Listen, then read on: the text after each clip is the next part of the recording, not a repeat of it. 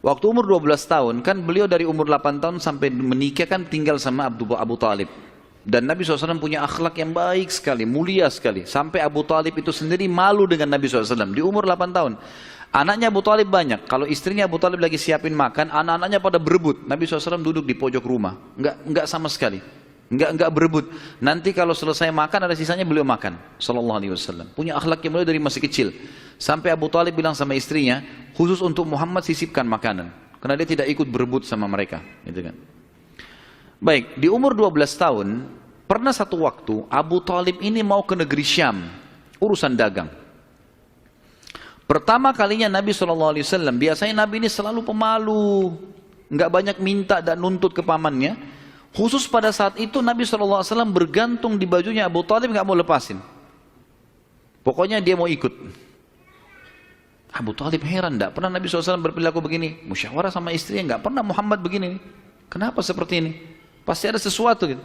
Maka setelah musyawarah, kayaknya dibawa aja deh. Dibawalah ke negeri Syam. Pergilah Nabi SAW bersama dengan Abu Talib dan kafilahnya.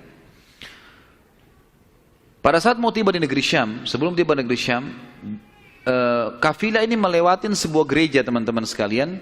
Dan di situ ada satu pendeta bernama Bahira. Dan ini riwayat Bukhari Muslim menceritakan masalah itu ya. Dan sampai sekarang di negeri Syam masih ada puing-puingnya gerejanya Bahira ini. Pada saat itu di zaman Nabi SAW ada gereja ini dan sampai sekarang masih ada sisa puingnya. Saya pernah lihat cuplikannya sendiri, ada sisa puingnya di negeri Syam. Tempatnya di Syria ya. Kemudian teman-teman sekalian, pada saat melewatin kafilah ini melewatin gereja, si Bahira ini kepala pendeta di gereja itu memang lagi nunggu informasi tentang Nabi terakhir nih. Dia ngeliat-liat di jendela gerejanya, setiap kafilah lewat dilihat sama dia, terutama yang dari Jazirah Arab.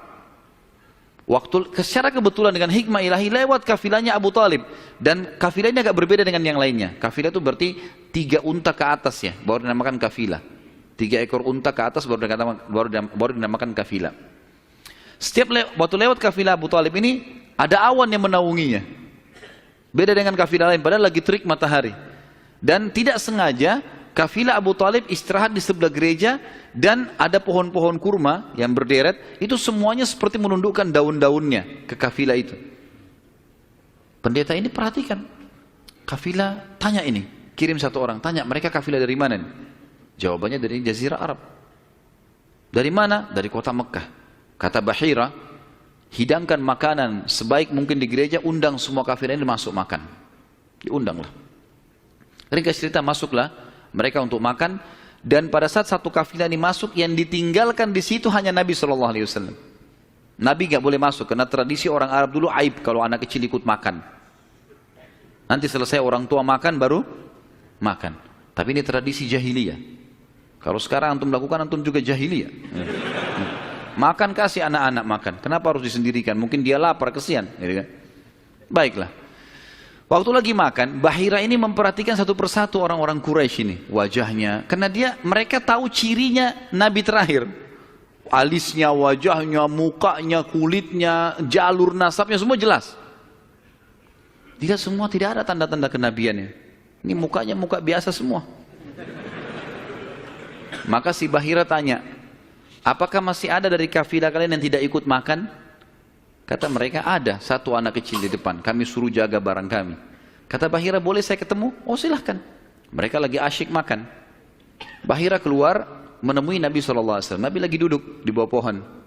Lalu Bahira memanggil dia, mengatakan, hai anak kecil, ikutlah dengan saya. Kafilahnya disuruh jaga oleh beberapa pegawainya Bahira ini. Masuk di satu ruangan di gereja, kemudian Nabi SAW berdiri lalu kata, jadi orang Mekah begini teman-teman, di Mekah itu ada patung, namanya Lat dan Uzza. Lat dan Uzza ini 2 patung yang luar biasa dikultuskan di Mekah, hebat patung ini, menurut mereka. Jadi kalau bersumpah atas nama Lat dan Uzza sudah tidak mungkin berbohong. Kalau bohong kualat nih. Maka pendeta ini tahu Bahira, dia bilang, hai anak kecil, saya akan bertanya kepadamu atas nama Lat dan Uzza. Ini semua anak kecil sampai orang tua di Mekah tahu nama ini. Dan mereka ketakutan kalau dengar nama ini. Apa jawaban Nabi SAW waktu itu umur 12 tahun. Masih kecil, kalau kita sekarang masih SD. Gitu kan. Maka beliau mengatakan, jangan engkau sebutkan dua nama berhala itu karena aku membencinya. Aku tidak suka dengan patung itu. Penasaran Bahir.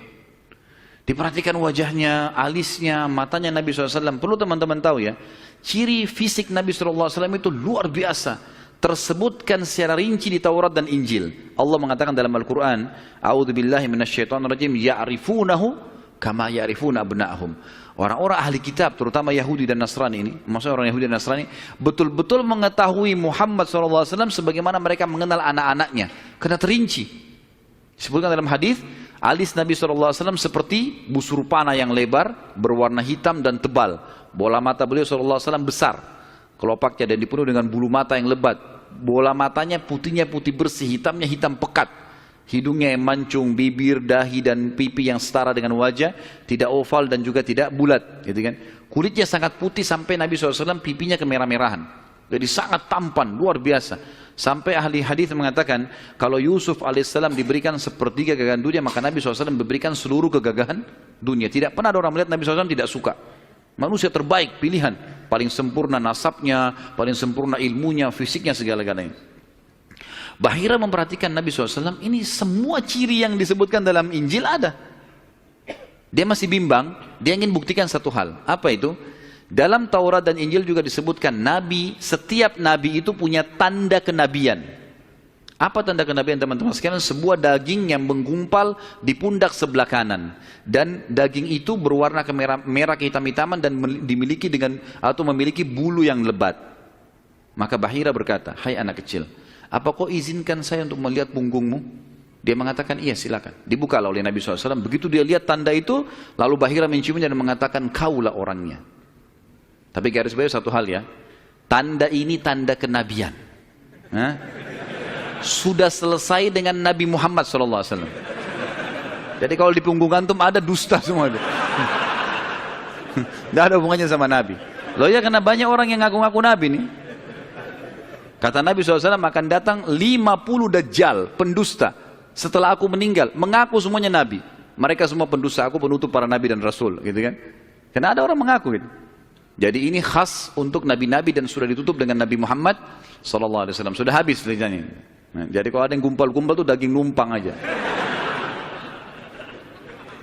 Pada saat itu, Bahira pun membawa Nabi SAW masuk ke dalam ruangan makan lalu berkata, siapa walinya anak ini?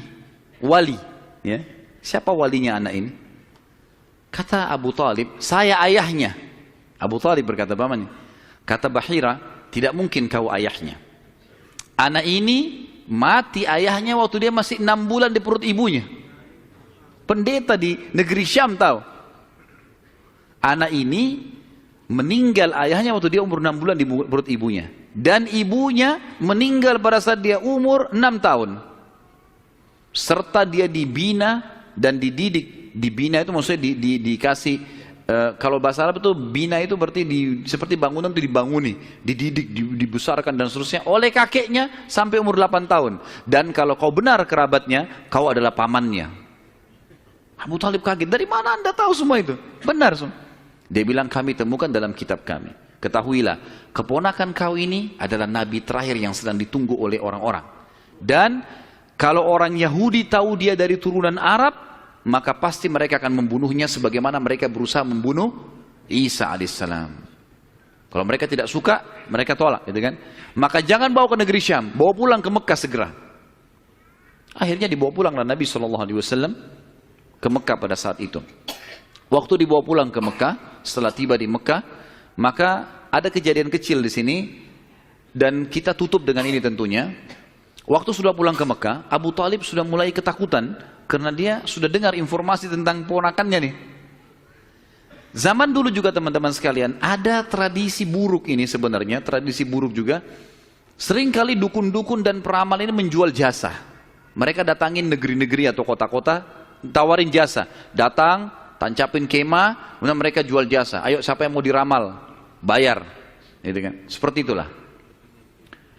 Waktu itu pas Abu Talib tiba di Mekah, pas peramal-peramal lagi masuk di Mekah. Maka orang-orang Mekah bawa anaknya, suruh ramal, lihat mukanya, lihat tangannya, lihat segala macam. Pada saat itu teman-teman sekalian, Abu Talib ingin mengetes. Dia bawa Nabi SAW, dicari sama dia, mana pimpinannya dukun nih, peramal-peramal nih. Ditemukan lalu dibawalah Nabi SAW, waktu masih kecil, umur 12 tahun tadi, dibawa. Terus pimpinan peramal itu dalam kisah, dalam buku-buku sejarah disebutkan, memandang Nabi SAW dengan pandangan yang sangat tajam. Dan dia tidak bicara apa-apa. Dia mengatakan, tahan anak ini. Lalu dia masuk ke kemahnya. Kemungkinan dia bicara sama dukun, sama setan-setannya nih. Makan dukun. Ini saya nggak bisa tebak anak ini nih. Abu Talib lihat pimpinan ini, biasanya dia kalau anak-anak Mekah datang, oh ini nasibnya begini, sudah bawa, bayar. Seperti itulah. Ini enggak. Lama dalam kemah. Abu Talib ketakutan, dibawa Nabi SAW. Dan Abu Talib titip pesan. Kalau dia tanya, jangan sebutin di mana anak ini. Dibawalah Nabi SAW pulang ke rumah, Abu Talib kembali ke situ. Lama, baru dukun itu keluar. Peramal itu keluar dari kemahnya. Lalu dia teriak, mana anak tadi itu di sini? Nggak ada yang nyaut, karena Abu Talib sudah titip pesan. Abu Talib waktu itu termasuk anaknya Abdul Muttalib, Raja Mekah. Tapi Abu Talib tidak dinobatkan jadi raja pada saat itu kan. Maka mereka diam. Yang kedua kali, mana anak itu di sini? Sampai 3 kali, kesimpulan terakhir, kata peramal itu, kita tentu tidak percaya peramal, tapi dia mengatakan, ya, kalau anak itu memiliki kedudukan yang sangat tinggi, dan dia akan memimpin dunia. Begitu loh bahasanya.